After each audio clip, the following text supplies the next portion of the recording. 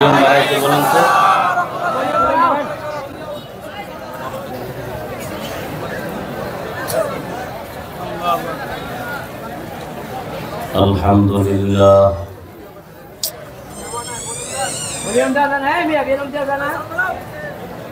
তুমি mixer machine আনো নাই? রিভাব দাও।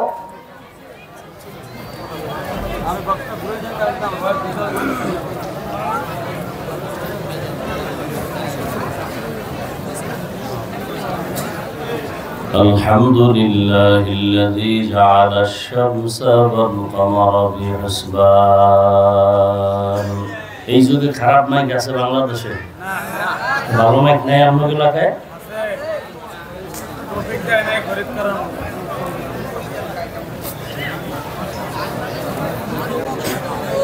والنجم والشجر يسجدان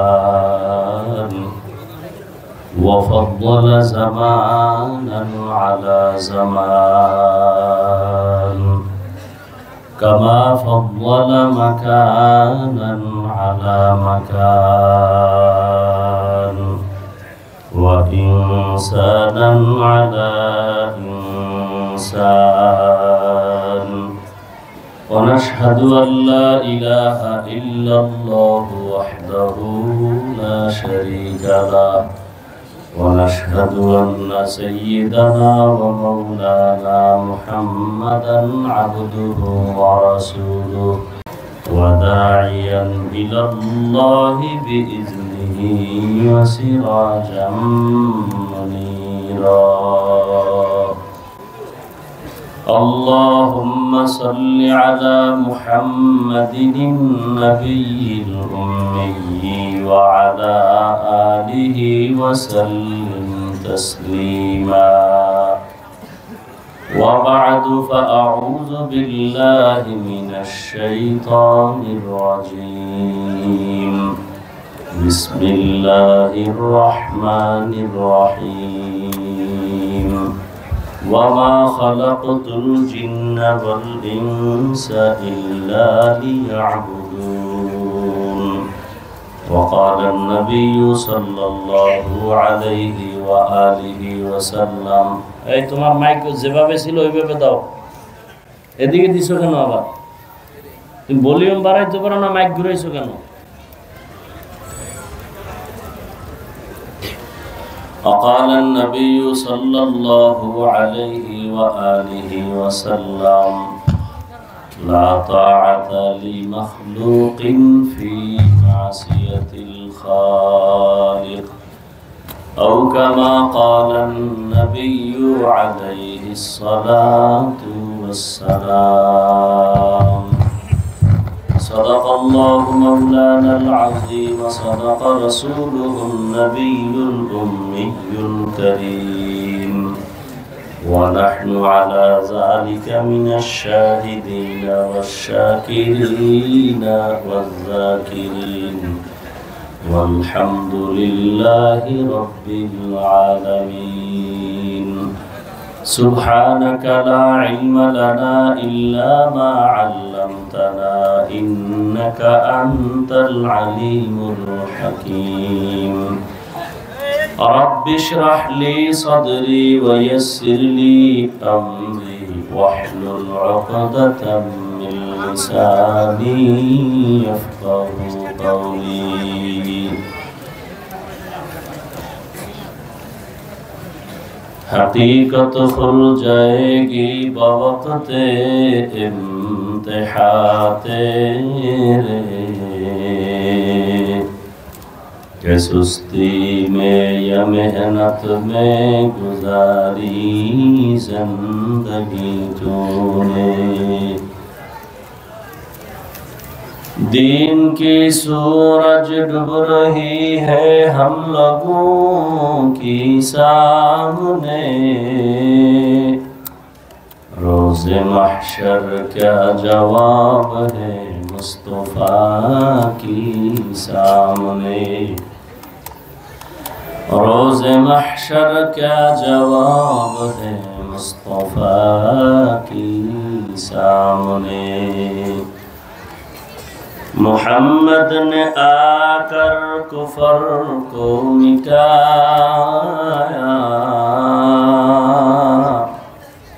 कुफर को मिटाकर सदाकत बताया, कुफर को मिटाकर सदाकत बताया। জামিয়া ইসলামিয়া সুগন্ধি এতিমখানার উদ্যোগে আয়োজিত তাফসীরুল কোরআন মাহফিল 15 নভেম্বর 2024। উপস্থিত মোহতারাম সম্মানিত সভাপতি হযরত উলামায়ে কেরাম, অত্র এলাকার বিভিন্ন জায়গা থেকে আগত আল্লাহ পাকের আশিকিন, জাকিরিন, শাকিরিন, মুহিব্বিন, মুরব্বিয়ান নিজাম, কলিজার টুকরা আমার সমবয়সী যুবক বন্ধুগণ, স্নেহের ছোট ভাই, পর্দার আড়ালে মাইকের আওয়াজ শ্রবণরতা সম্মানিত মা ও বোনেরা, আল্লাহ পাকের দরবারে শুকর যে আল্লাহ পাক আমাদেরকে হাজারো লাখো আসতে দাও, পিছনে আসতে দাও, হাজারো লাখো মানুষের ভেতর থেকে বাছাই করে আমাদেরকে সুন্দর বেহেশতের বাগান, গুনাহ মাফের মজলিস, তওবা কবুলের মজলিস, উলামায়ে আহলে হকের মজলিস, এই বরকতি মজলিসে আল্লাহ আমাদেরকে কবুল করেছেন তথা আশা বসার তৌফিক দান করেছেন। নেয়ামতের শুকর আদায়ার্থে সকলেই মহব্বতে ঈমানের আওয়াজকে উঁচু করে এক আওয়াজে বলি আলহামদুলিল্লাহ। দরুদ ও সালাম সাইয়্যিদুল মুরসালিন রাহমাতুল লিল আলামিন শফিউল মুজনিবিন খাতামুন নবিয়্যিন সৈয়দুস সাকালাইন ইমামুল মুরসালিন হযরত মুহাম্মদুর রাসূলুল্লাহ সাল্লাল্লাহু আলাইহি ওয়া আলিহি ওয়াসাল্লামের উপর সর্বোপরি শুকর যাদের আয়োজনে, যাদের পরিশ্রমে আজ এই সুন্দর প্রোগ্রাম, সময়, পরামর্শ, অর্থ, মাইক, লাইট, প্যান্ডেল সার্বিকভাবে যারা সহযোগিতা করেছেন, আল্লাহ সবাইকে খেদমতের বরকতে দুনিয়াতে শান্তি, পরকালে মুক্তির ব্যবস্থা করে দিন। হযরত উলামায়ে কেরাম দীর্ঘ সময় আলোচনা রেখেছেন, আপনারাও ধৈর্যের পরিচয় আলোচনা শুনছেন। উলামায়ে কেরামের কথাগুলো সবাইকে সহি তরিকায় আমল করার তৌফিক দান করেন। উলামায়ে কেরামের ইজ্জতকে আল্লাহ বেশি বেশি বাড়ায় দেন। যারা বিভিন্ন ভাবে উলামায়ে কেরামের ইজ্জত নষ্ট করার জন্য ষড়যন্ত্র করে, ফেসবুকের মাধ্যমে, মিডিয়ার মাধ্যমে, আল্লাহ ওদের হেদায়েত দান করেন। আল্লাহ পাকের ইলম ও কুদরতে যদি হেদায়েত না থাকে ওদের জন্য, আল্লাহ যেন কুদরতের দ্বারা দমন করে দেন। আমি আপনাদের দোয়া নিতে আসছি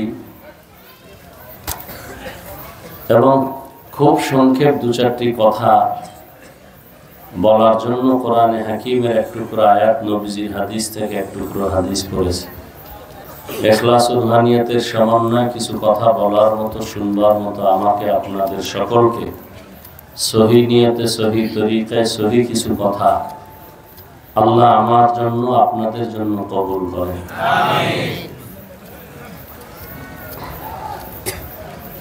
আলোচনা বাদ মাগরিব করার কথা, সেখানে অন্য প্রোগ্রামে যখন উঠার টাইম ছিল সেই টাইমে এখানে উঠলাম। এটা তকদির না, আপনাদের তকদির না আমার, কেমনে বুঝি। উত্তরা জুমা বইরা আসরের আজান দিছে, খানা খাইলাম, আসরের নামাজটা পড়ে দিলাম, এদিকে রওনা। কত টাইম লাগতে পারে উত্তরা থেকে এখানে আসতে?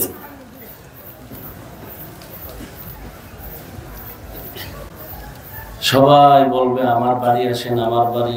প্রত্যেকটা মানুষ যদি চিন্তা করে সবাই তার বাড়ি নিবে, কিভাবে সম্ভব? কিছু বললে বলবে হুজুরের অহংকার, এমনি তো বদনামের শেষ নেই। কিছু বললেই বলবো অহংকার। মাইকটা পর্যন্ত আমাদের যত কষ্ট হোক, একটা সাউন্ড ভালো থাকলে প্যান্ডেলের দরকার নেই, লাইটেরও দরকার নেই, কথা বলতে কষ্ট হয় না। যা কিছু বললাম তকদির, আপনাদের না আমার জানি না কারটা খারাপ না ভালো তাও জানি না। আল্লাহ আনছেন এতটুকুই, ওই মাহফিলে যাইতে পারবো কিনা আল্লাহ ভালো জানে না। যে পরিমাণ রাস্তা খারাপ, আবার যানজট, আল্লাহ আমাকে হেদায়েত দান করেন।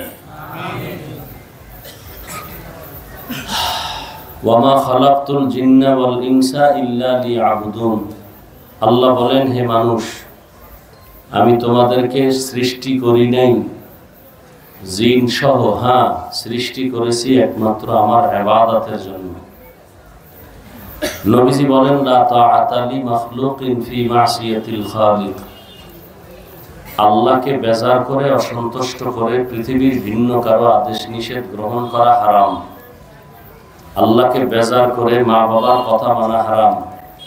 আল্লাহকে অসন্তুষ্ট করে পীরের কথা মানা হারাম। আল্লাহকে অসন্তুষ্ট করে কোনো নেতা, কোনো নেত্রীর কথাকে গ্রহণ করা হারাম। এক কথায় দুনিয়ার সবাইকে অসন্তুষ্ট বা বেজার করা যাবে, আল্লাহকে বেজার করা যাবে না। দাড়ি রাখলে আল্লাহ খুশি, আত্মীয় স্বজন বেজার। এখন আপনার মুমিন হিসাবে ইমানের পরীক্ষা, আপনি কি আল্লাহকে খুশি রাখবেন না আত্মীয় স্বজনকে খুশি করে দাড়ি কাটবেন? এটা আপনার ইমানের পরীক্ষা। এই পরীক্ষায় যদি আপনি ফেল করেন, তাহলে কোনো মুফতি সাহেবের ফতুয়া লাগবে না যে আপনি কোথায় যাবেন, জান্নাতে না জাহান্নামে। এটা আপনারটা আপনিই ফলাফল হাতে নিয়ে নেন। পর্দা করলে আল্লাহ খুশি, আত্মীয় স্বজন বেজার। এখন আপনি আত্মীয় স্বজনকে খুশি করতে গিয়ে পর্দা লঙ্ঘন করবেন, নাকি আল্লাহর খুশির জন্য আত্মীয় বেজার হয় হোক, আল্লাহকে বেজার করবো না, পর্দাও লঙ্ঘন করব না। এই পরীক্ষায় আপনি কতটুকু পাস করছেন, আপনার ফলাফল আপনার হাতে। কিয়ামতের দিন আল্লাহ বলবে না তুমি জান্নাতি না জাহান্নামী। আল্লাহ বলবেন আমলনামা জীবনে যা করছো লেখা আছে, ইকরা কিতাবাকা কাফা বিনাফসিকাল ইয়াউমা আলাইকা হাসিবা। তুমি জীবনে যা করছো সব লেখা আছে, তুমি হিসাব মিলাও, তুমি জান্নাতি না জাহান্নামী। নিশ্চিত কাউকে জাহান্নামীও বলা যাবে না, জান্নাতিও বলা যাবে না। বাকি বলা যাবে এই লোকটা জান্নাতের পথে আছে, এই লোকটা জাহান্নামের পথে আছে। কিন্তু জান্নাতের পথে থাকলেই সে জান্নাতি না। হতে পারে মৃত্যুর আগে কালেমা নসিব হবে না, কোন একটা কারণে তার ঈমান চলে যাবে, হতে পারে না। আবার একটা লোক জাহান্নামের পথে আছে, মারাত্মক গুনাহ করে, তাকে জাহান্নামী বলা যাবে না। কারণ হতে পারে মরার আগে তওবা করে ফেলবে, তওবা করে সে আমার আগে জান্নাতে যাবে, কারণ আমার গুনাহ আছে, তার গুনাহ নেই। এই জন্য কোনো মানুষকে সর্বোচ্চ মাকামেও নেওয়া গ্যারান্টি দেওয়া যাবে না, কাউকে তুচ্ছ মনে করে হিংসা করাও যাবে না, ঘৃণা করাও যাবে না। তো আল্লাহকে বেজার করা সম্ভব না। দুনিয়ার সব বেজার হয় হোক, আর যারা আল্লাহকে রাজি কইরা চলবে, সাময়িক একটু কষ্ট হলেও শেষ ফল হাসি খুশি তার। কি দেখেন, যারা মোটামুটি আলেমের লাইনে নাম লেখানো, নামাজ রোজা করে, দিনের উপরে চলে, একটু কষ্ট হয়েছে কি জেলখানায় গেছে, কিন্তু সর্বশেষ সম্মানটা কি নিতে পারছে? বরং যারা সম্মান কিনে নিছে ফুলের মালার পরিবর্তে আবার জুতা। কিন্তু যাদের কাছে কোরআন আছে, আল্লাহ আছে, কোনোদিন আল্লাহকে বেজার করে নাই, পরিণাম ফলে সম্মান তাদেরই এখনো আছে, আগেও ছিল, ভবিষ্যতেও থাকবে। যত মাস্তান নাস্তিক পেছনে পেছনে বাহাদুরি করুক, ওলামায়ে কেরামের সামনে বেয়াদবি করার সাহস পায় না। তবে পিছনে বেয়াদবিও যদি না করত, বাংলাদেশের মানুষের পরিণাম ফলে তো খারাপ হতো না। এই যত খারাপ হয় শুধু আলেমদের সাথে বেয়াদবির কারণে। আর আলেমদের সাথে যারা বেয়াদবি করে বলার দ্বারা বা ফেসবুকে লেখার দ্বারা, এরা সবাই মা বাবার অভিশপ্ত সন্তান। একটা সন্তানও মা বাবার আদরের না, ওদের উপরে মা বাবার বরদোয়া আছে। আর রাসূলের হাদিস, আল্লাহ যদি কারো উপরে বেজার থাকেন, তার প্রথম পরিচয় সে আলেমের বিরোধিতা করবে। তাহলে আলেমের বিরোধিতা করা এটাই প্রথম প্রমাণ আল্লাহ তার উপরে কি নারাজ, বেজার। এখন আল্লাহ আপনার উপরে খুশি না বেজার, ফলাফলটা নিজেই বের করেন, কোন হুজুরের ফতোয়া নেওয়ার দরকার নেই। আল্লাহ বুঝার তৌফিক দান করেন। আচ্ছা, এবার আমরা আল্লাহকে খুশি করবো, এটা মুমিনের ঈমানের দাবি। এখন আপনারা কেন খুশি করতে পারেন না, সমস্যাটা কি, এটা একটা পর্যালোচনা করি। মন মানসিকতা খুবই খারাপ লাগতেছিল, বসছি 2-4টা কথা বলে চলে যাব, কারণ আমি মানুষের বরদোয়াকে খুব ভয় পাই।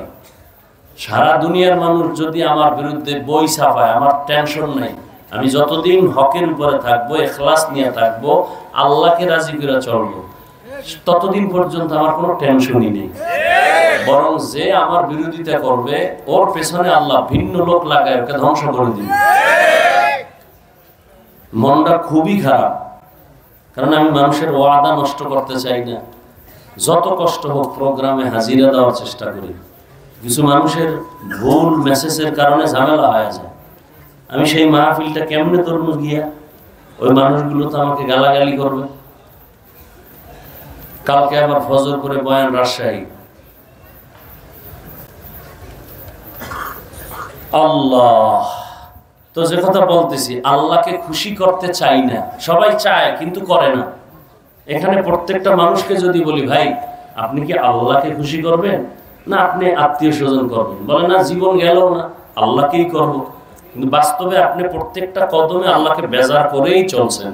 কারণ কি? অথচ তাবলীগওয়ালারাও বুঝায়, পীর সাহেবরাও বুঝায়, জুমার দিন খতিবরা বয়ান করে বুঝায়, আলেম আমরা বক্তারা বুঝাই 12 মাস। যেই বুঝানিটা হিন্দুদেরকে দরকার ছিল, খ্রিস্টানকে দরকার ছিল, আপনাকে তো বুঝানো দরকার না।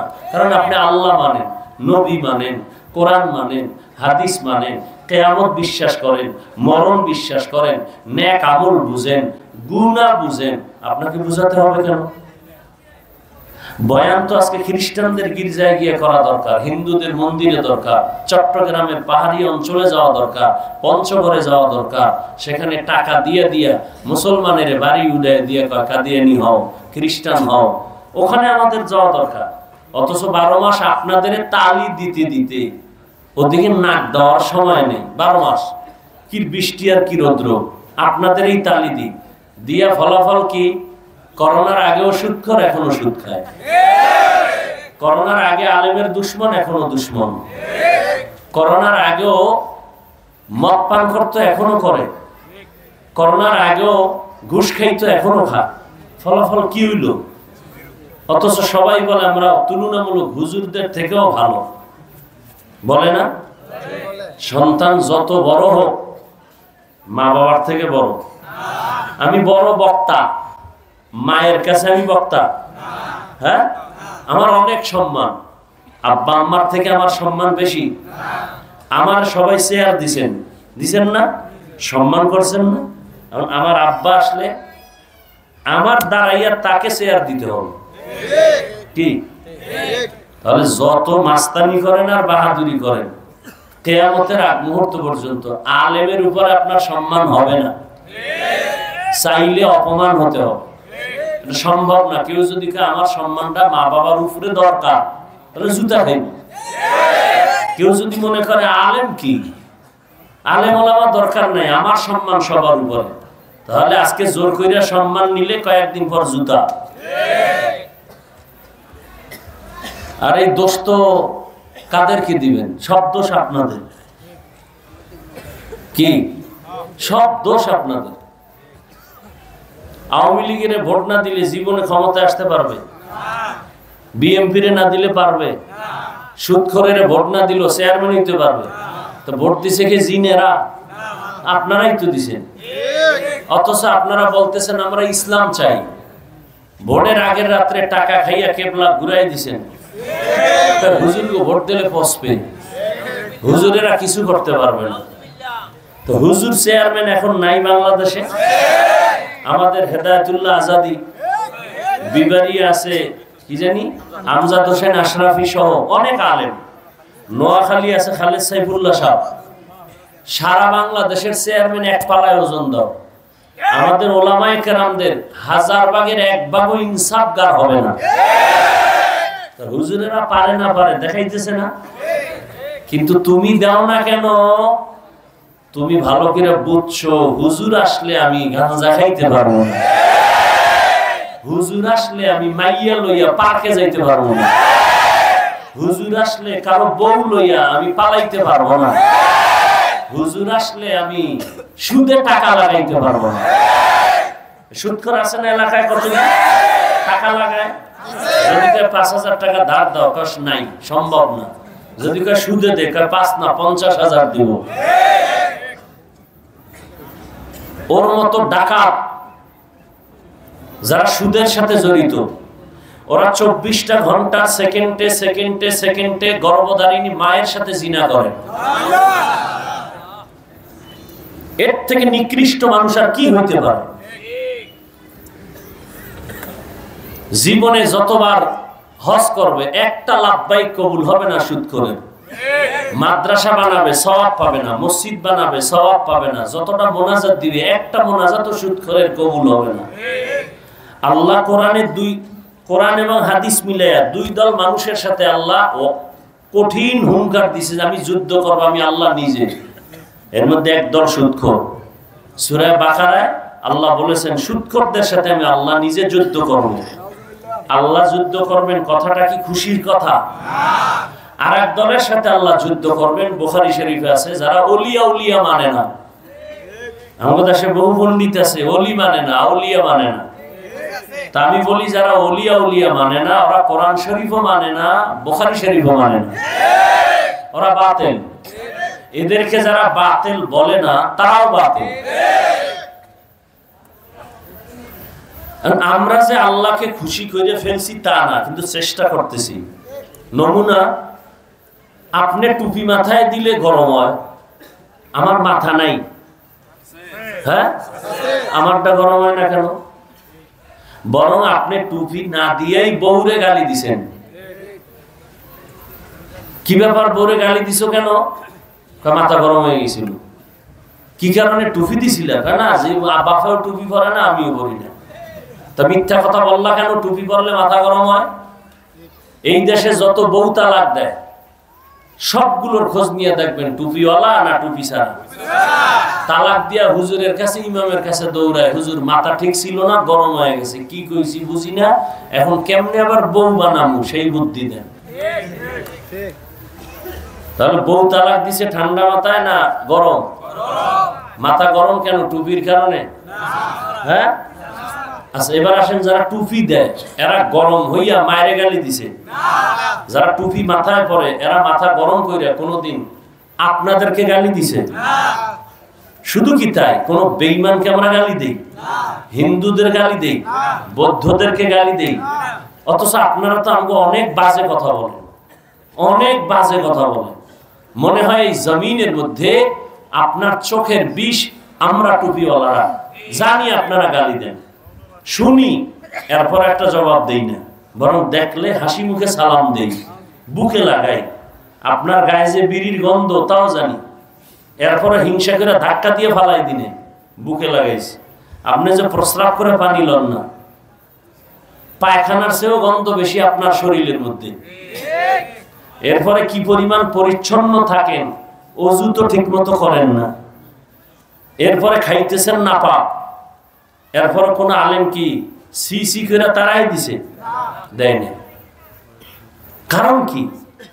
একমাত্র আমরা আল্লাহকে খুশি করার জন্য টুপি মাথায় দিলাম, আল্লাহর খুশির জন্য নবীর মহব্বতেই দাড়ি রাখছি।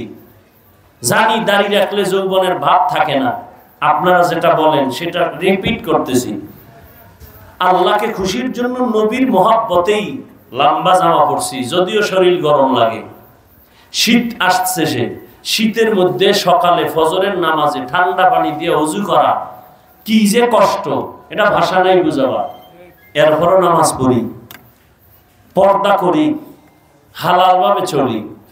বলেন তো, আল্লাহকে রাজি করতে যাইয়া এই নবীর আদর্শ মানার কারণে আমাদের সম্মান কত পয়েন্ট কমছে?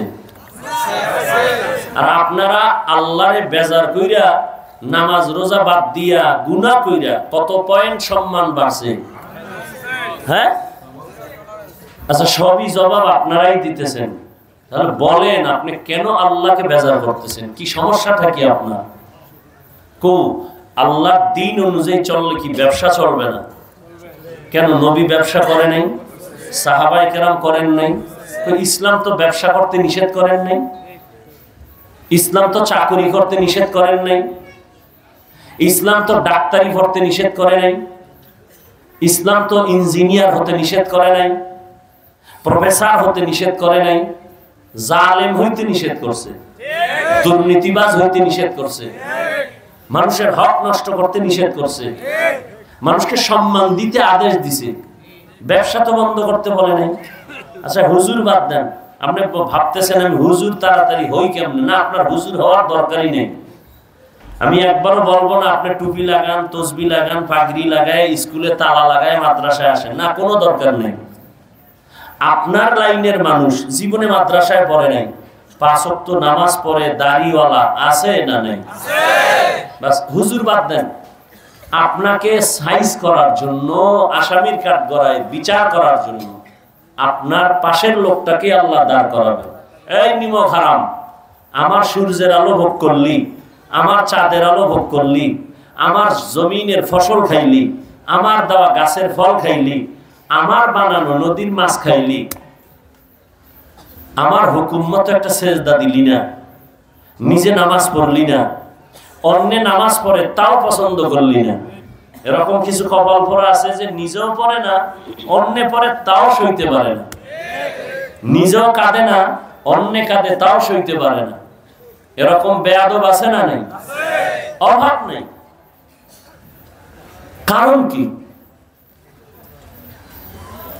এর একমাত্র কারণ আপনিও মুসলমান, আমিও মুসলমান, আপনার আমার আল্লাহ এক না দুই?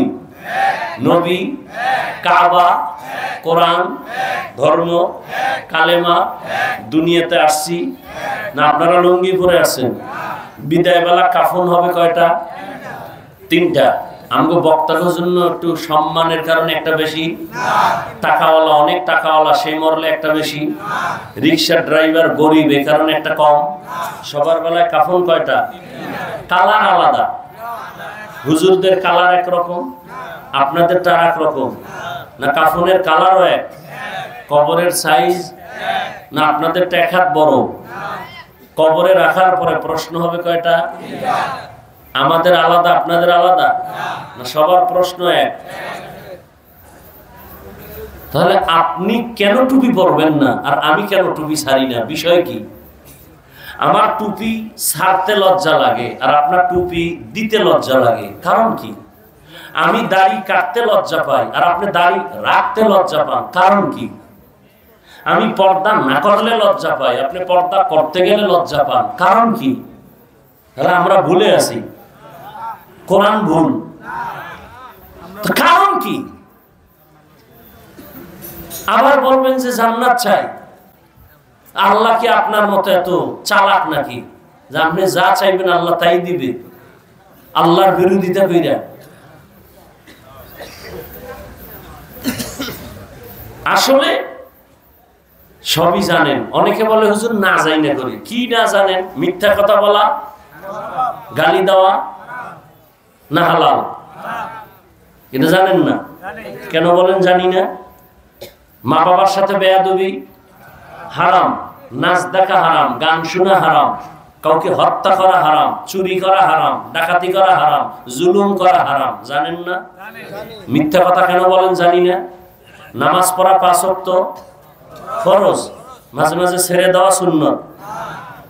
হ্যাঁ জানেন কি? 5 ওয়াক্ত বলেন, মাঝে মাঝে ছেড়ে দেওয়া বলেন। পড়েন না কেন? নিজেই বলতেছেন ছেড়ে দেওয়া যাবে না, পড়েন না কেন?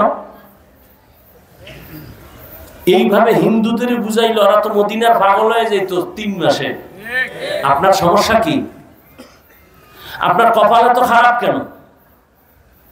কত বড় বেয়াদব হইলে বলে নিজে তো নামাজ পড়েই না, কত বড় নিকৃষ্ট বেয়াদব হইলে বলে দাড়ির মধ্যে কি ইসলাম, টুপির মধ্যে কি ইসলাম, পোশাকের মধ্যে কি ইসলাম, পর্দা করলে কি ইসলাম, যেটা বলি এটারই অ্যাবাউট করে।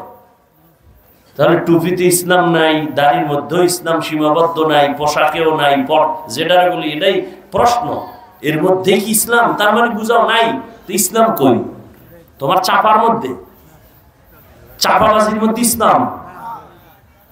মৃত্যু থেকে, দুনিয়াতে আসা থেকে মৃত্যু পর্যন্ত যা করবা সব ইসলাম, যদি আল্লাহর হুকুম রসুলের তরিকায় করো। রসুলের তরিকায় রাজনীতি করো, ইসলাম নাই। রাজনীতি, রাজনীতি মানে দুর্নীতি না, রাজনীতি মানে পেটের ধান্দা না, রাজনীতি মানে কারো উপরে জুলুম করা না। রসুল রাষ্ট্র চালান নাই, আবু বকর সিদ্দিক চালান নাই, ওমর ফারুক চালান নাই, উসমান রাদিয়াল্লাহু আনহু দেশ চালান নাই। কেন বলেন কোরআনে বা ইসলামে রাজনীতি নাই? একথা কেন বলেন? এরকম চালাক আছে না নাই? এরা কি বুঝাতে চায়? অর্থাৎ ইসলাম আর কোরআনটা সর্বদিক থেকে কমপ্লিট, একদিক থেকে দুর্বল। রাষ্ট্রের ব্যাপারে কোরআন শরীফ দুর্বল, এই ধারণা থাকলে ঈমান থাকে। অথচ তো দেখবেন চায়ের দোকানে চাপাবাজি করে, ইসলামে রাজনীতি নেই।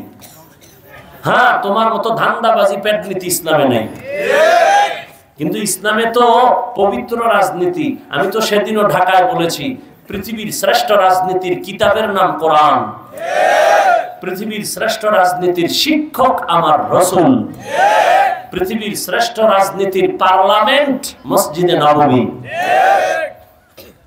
ইমাম রাখবে, কারে রাখবে? কয় যে ইমাম নিরপেক্ষ।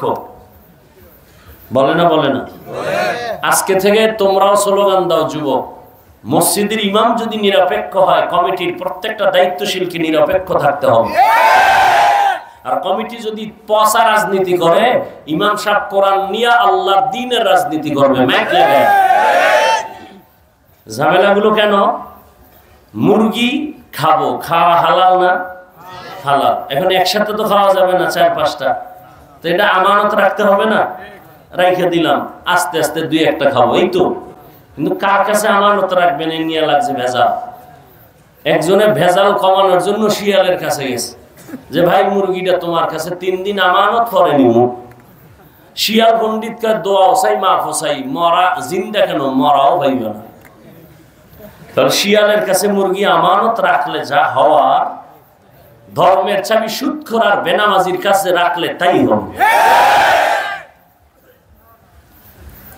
যুবকেরা, তুমি নাকে তেল লাগায় ঘুমাও, দেশ স্বাধীন হয়েছে না? আর মহিলারা সাংবাদিক সম্মেলন করে ঢাকায়, যে আমরা দেহ ব্যবসা করে খাইতাম, আমাকে অধিকার আবার ফেরত চাই। আর তুমি নাকে তেল লাগায় ঘুমাও, দেশ স্বাধীন। ওদিকে তাবলীগওয়ালারা মারামারি করবে, দেশ স্বাধীন। ওদিকে সমকামিতার স্লোগান চলতেছে দেশে, দেশ স্বাধীন। নাস্তিকদের আস্ফালন বেড়ে যাচ্ছে, তুমি ভাবতেছো দেশ স্বাধীন। মুসলমান হিসাবে মনে রাখো, মুসলমান একবার মরে না, বারবার মরে। অতএব কাফনের কাপড় রেডি রাখো, মরণের পালা শেষ হয় নাই। ডাক আসবে, আবার যাবা। জীবন একবার না, বারবার দিব। তবে কোনো নেতার জন্য না, কোনো দলের জন্য না, কাউকে ক্ষমতার চেয়ারে দখল করার জন্য না, ইসলামের জন্য, আল্লাহর জন্য, দ্বীনের জন্য। হ্যাঁ, নাকে তেল লাগায় ঘুমাবা তুমি, সেই দিন এদেশে কোরআনের বয়ান চলবে, কোনো বেনামাজির থেকে অনুমতি লাগবে না। যেদিন তুমি নাকে তেল দিয়ে ঘুমাবা, সেদিন এদেশের প্রত্যেকটা মসজিদ আর মাদ্রাসার কমিটিতে বেনামাজি সুদখোর থাকবে না। যেদিন কোরআনের মাহফিল, সভাপতি কেন একজন সুদখোর?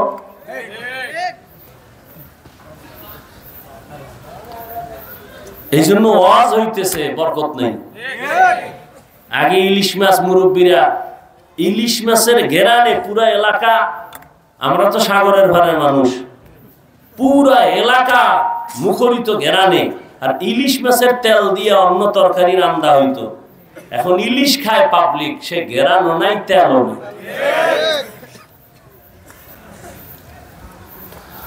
আল্লাহ ওয়া মা খালাকতুল জিন্না ওয়াল ইনসা ইল্লা লিয়াবুদুন। সবকিছু নগদ দেখাই দিলাম, এরপর হেদায়েতের মালিক কে?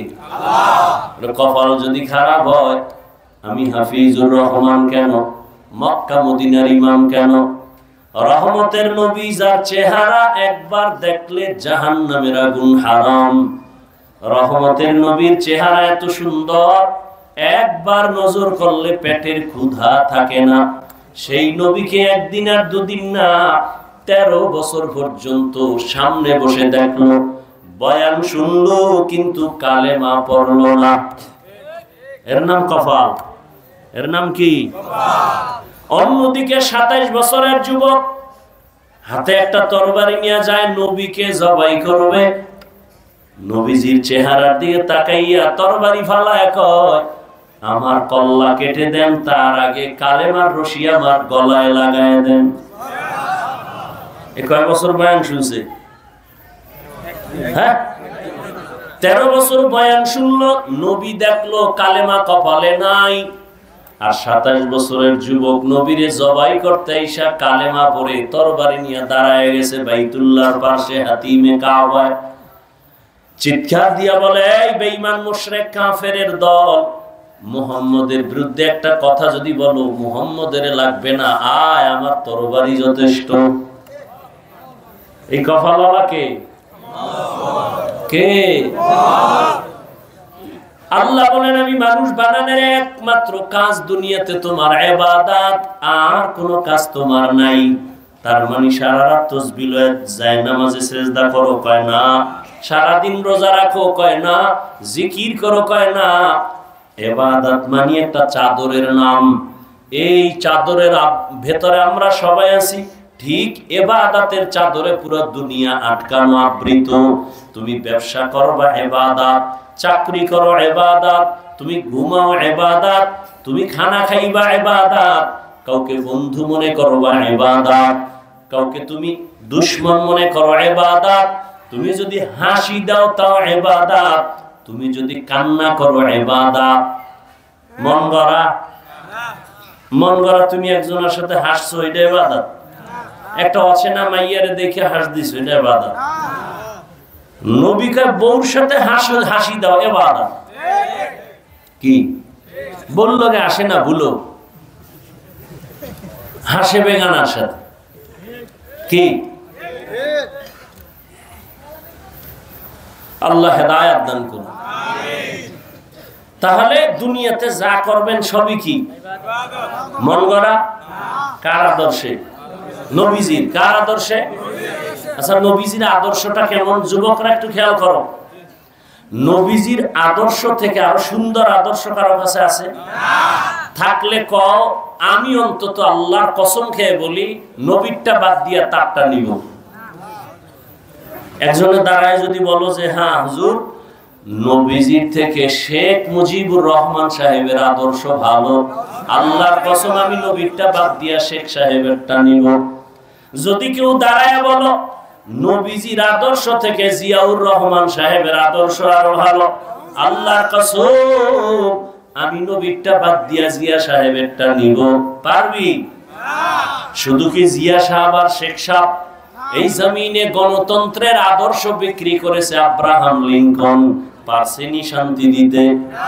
গণতন্ত্রের জন্য মরে, মইরা খায় শহীদ। বলে না? বলে না? গণতন্ত্র জন্মদাতা আব্রাহাম লিঙ্কন, কুফুরি একটা মতবাদ, এটা লিখে মরবে। গণতন্ত্র উজ্জীবিত করার জন্য শপথ, গণতন্ত্র ঠিক রাখার জন্য জীবন দিব। হ্যাঁ, বড় কঠিন। লেনিনের আদর্শ, কার্ল মার্ক্সের আদর্শ, মাও সেতুংয়ের আদর্শ সহ দুনিয়াতে অনেক আদর্শ বাজারজাত হইছে, কিন্তু কোন আদর্শ শান্তি দিতে। তাহলে ফলাফল কি দাঁড়াইলো? আমি এভাবে বলি, এক কথায় দুনিয়ার যত মানুষের আদর্শ, এক কথায় সব আদর্শ নাপাক, একমাত্র মদিনার নবীর আদর্শই হলো পাক। নবীর আদর্শ কেমন সুন্দর, আঙ্গুলের নখগুলো কেমনে কাটবা কেমনে রাখবা সেখানেও নবীর আদর্শ আসেনি? জুতা দুইটা কেমনে পায়ে পরবা সেখানেও নবীর আদর্শ। তোমরা যাগো আদর্শের স্লোগান দিয়ে মইরা যাইতে চাও, তোমগো নেতার আদর্শের মধ্যে নখ কাটার নিয়ম আসেনি? জুতা পরার নিয়ম আসেনি? আমার নবীর কেমন আদর্শ, স্ত্রীর সাথে কেমন ব্যবহার করবা সেখানেও নবীর আদর্শ। সন্তান অন্যায় করছে কেমনে মারবা শাসন করবা সেখানেও আদর্শ। স্ত্রী যদি অন্যায় করে সেখানেও শাসন করার আদর্শ আছে না নাই? কি বিসমিল্লাহ ছাড়া ফিডাও? হ্যাঁ, নবীর আদর্শ কত সুন্দর। নবী বাজারে গেছেন, বাজার কইরা গাট্টি লইয়া হাঁটতেছেন, এক সাহাবী দৌড়ায় কয়, দো জাহানের সর্দার আপনি গাট্টি নিবেন কেন, আমি নেই? নবী কয়, আমার হক আমাকে আদায় করার সুযোগ দাও, বাধা দিও না। আমার ঘরের হক তো আমার আদায় করতে হবে। কি না আরেকজনে করবে? চারিদিক দিয়ে বেড়া দিছে, কি কয় পর্দা, ভিতরে সদরঘাট, মামতো ভাই, ফুফাতো ভাই, খালাতো ভাই, সব লাইন ক্লিয়ার। অথচ নবীজি বলছেন কঠোর ভাবে, মরণের তোমরা যেমন ভয় পাও স্বামীর ভাইরেও তেমন ভয় পাইও। আর বিয়ে করার আগে যৌতুক চাই, কি কয় বিদেশ যাবো, ভিসা দেওয়া লাগবে। আপনার এলাকায় এই গজব নাই? তা কচু গাছের লাগে গলায় দড়ি দিয়ে মরেন। যৌতুক যারা খায় জালেম, যারা দেয় তারাও জালেম। ওই ঘরের সন্তান নেককার হবে না, ওই ঘরের সন্তান মা বাবার জীবনে খেদমত করবে না, সব হারামখোর। আল্লাহ যৌতুকের গজব থেকে এ দেশ ও জাতিকে হেফাজত করে। ইসলামেও যৌতুক হারাম, সরকারি সংবিধানেও যৌতুক কি হারাম, এরপরও চলতেছে। কি হিসাবের মুরিদ আর কি তাবলিগওয়ালা। আমি মাঝে মাঝে আগে ইমান মাফতে হইলে টের পাবা বিয়ার রাইট, মাইয়ে বলা যখন বিয়ে দেয় তখন টের পাবা ইমানের স্কেল কত। উপরে বইয়ে কিচ্ছু লাগবে না, আল্লাহর জন্য দিয়ে দিছি, তলে তলে এইটা দিল না, এটা মানবতা হইল। বিদেশের বিশালয়, তো বিশালয়ে কি করবি? বিয়া কইরা বিদেশ যাবো, তো তোর বউ পাহারা দেবে কেডা? আমার ছোট ভাই। হাসবেন না, আকাম চলে না? চলে না। ওর কামাই রুজিতে জীবনে বরকত হবে? এখানেও রসুলের আদর্শ। স্ত্রী রেখে কতদিন তুমি দূরে থাকতে পারবা, এখানেও রসুলের আদর্শ। এক কথায় মানুষের জীবনে দুনিয়াবি শান্তি, পরকালে মুক্তির জন্য একটাই প্রেসক্রিপশন, মদিনার রসুলের প্রেসক্রিপশন। ব্যবসা করবা নবীর তরিকায়, ইবাদত। নবীর তরিকায় যদি তুমি বাথরুমে যাও তাও ইবাদত।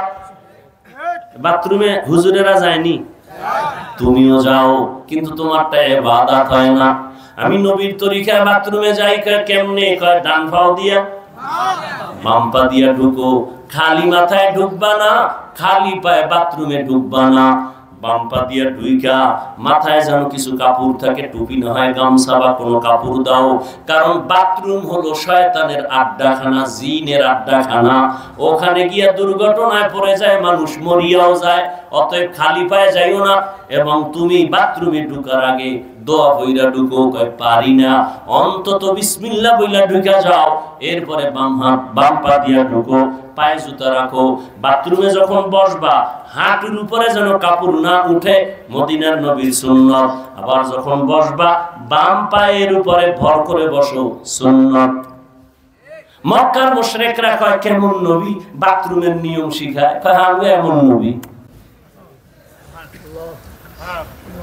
তাহলে আমি নবীর তরিকায় বাথরুমে গেলাম, তুমিও বাথরুমে গেছো, তোমার তো তরিকা নাই, ডান পাও আর বাম পায়ের খবর নাই, কারণ তুমি যেই পরিমাণ খাইছো নিম্ন চাপ শুরু।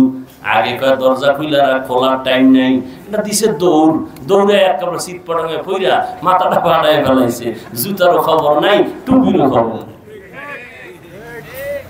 আল্লাহ হেদায়েত দান করুন। নবীর তরিকায় বাথরুমে যাও, জীবনে দুর্ঘটনা হবে না বাথরুমে ইনশাআল্লাহ। তোমার পানির পিপাসা, পাশে বোতল, তুমিও বোতলের পানি গ্লাসে ডাকলা বা বোতলটা নিলে ছোট আধা লিটারের বোতল, আমারও পিপাসা লাগছে পানি পান করি।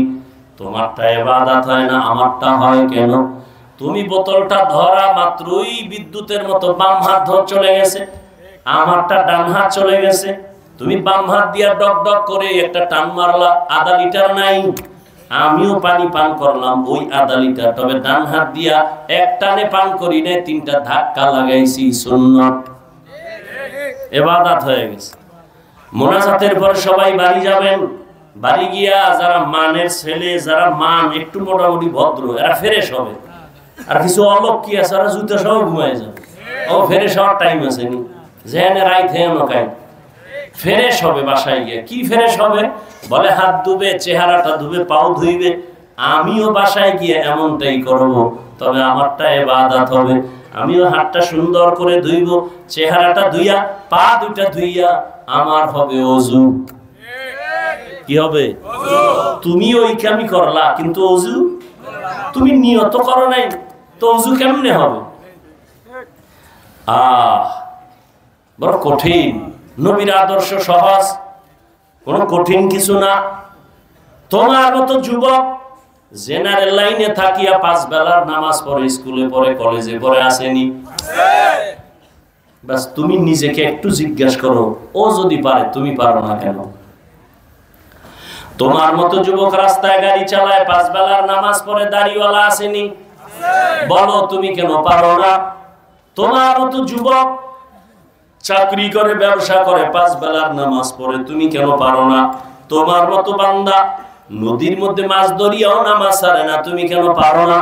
তোমার মতো সন্তান জমিনে কৃষি কাজ করে, নামাজ পড়ে, তুমি কেন পারো না? ও বৃদ্ধ বাবাজি, আপনার মতো বুড়ারা হাতের মধ্যে লাঠি নিয়ে আল্লাহর ঘর মসজিদে গিয়া 5 বেলার নামাজ পড়ে, আপনি কেন পারেন না? কপাল বড় খারাপ, গুনার কারণে আল্লাহ বুঝি বেজার হয়ে গেছে। পর্দার আড়ালের আম্মা জানেরা, বোনেরা, আপনাদের কপাল কত ভালো। আপনারা তো সাহাবায়ে কেরামদের মায়ের মতো দামি মা, আপনারা তো নবীদের মায়ের মতো মা, হাফেজে কোরআনের মায়ের মতো মা।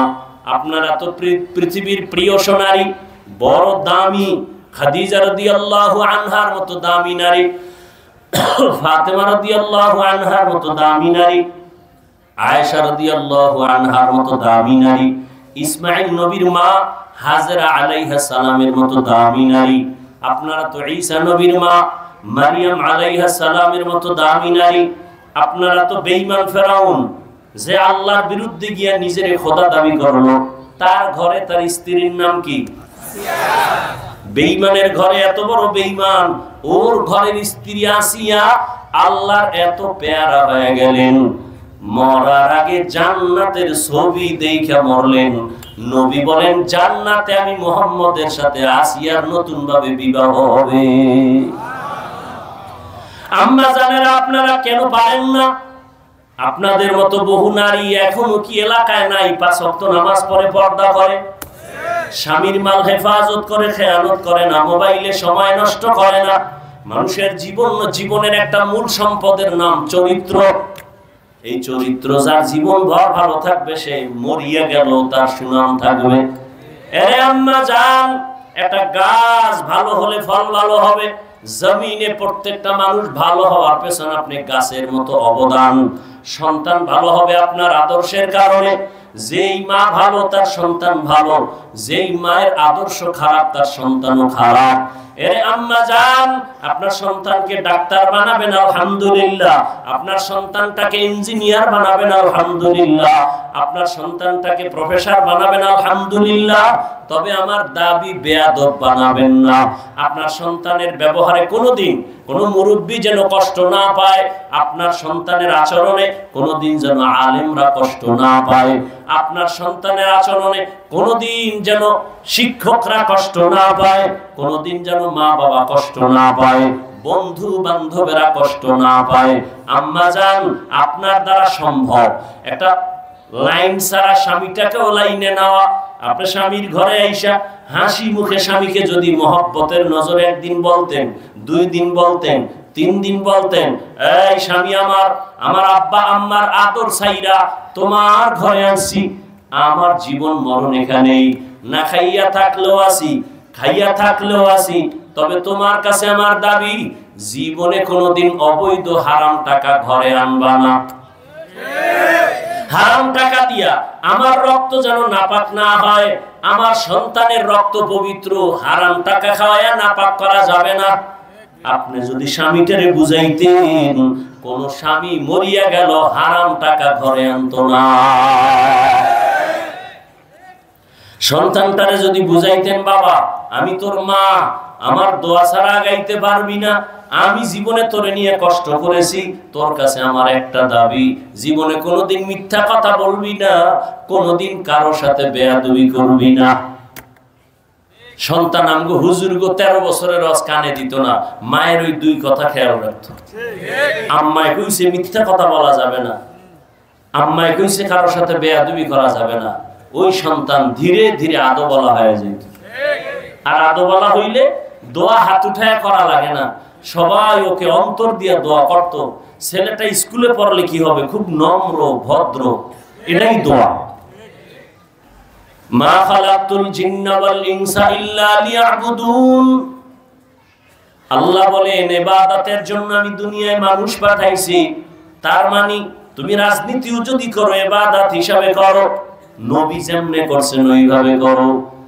তুমি যদি ব্যবসা করো নবীর তরিকায় করো, দোকানে সাইনবোর্ড লাগাও, বিক্রি করা মাল ফেরত নেওয়া হয়, যদি লেখো হয় না, তো তোমার ব্যবসা ইবাদত হবে না, বরং তুমি ধোঁকাবাজ। যদি ইবাদত হিসাবে ব্যবসা করতে চাও, কাস্টমারের কোনোদিন ধোঁকা দিবা না, মিথ্যা কথা বলবা না। যদি সত্য কথা বইলা কেউ যদি মাল ফেরত দেয়, শুকর আদায় কইরা মালটা রাইখা টাকা দিয়া দাও, কেন টেন নাই, লগে লগে দিয়া দাও। নবী কয় কষ্ট পাইছো না, তুই এই মালটা যে রাখলি, টাকা দিলি, ওই মালটা দান করার সমান সওয়াব আল্লাহ দিয়ে দিবেন। আরেকটা পুরস্কার কি জানো? নবী বলেন কিয়ামতের দিন আত-তাজিরুস সুদুকুল আমিন মা'আন নাবিয়্যিন সিদ্দিকিন শুহাদা, কিয়ামতের দিন যদি সত্য কথা বইলা ব্যবসা করো, মানুষের সাথে খারাপ ব্যবহার না করো, আমি নবী ওয়াদা করলাম আমার সাথেই জান্নাতে থাকবি। ঢাকা থেকে আশুলিয়া বাজারে আপনি দোকানে কাপড় কিনছেন, ওখান থেকে কিনছেন ইসলামপুর থেকে একটা লঙ্গি 150 টাকা, আশুলিয়া আসতে খরচ 20, কত হইল?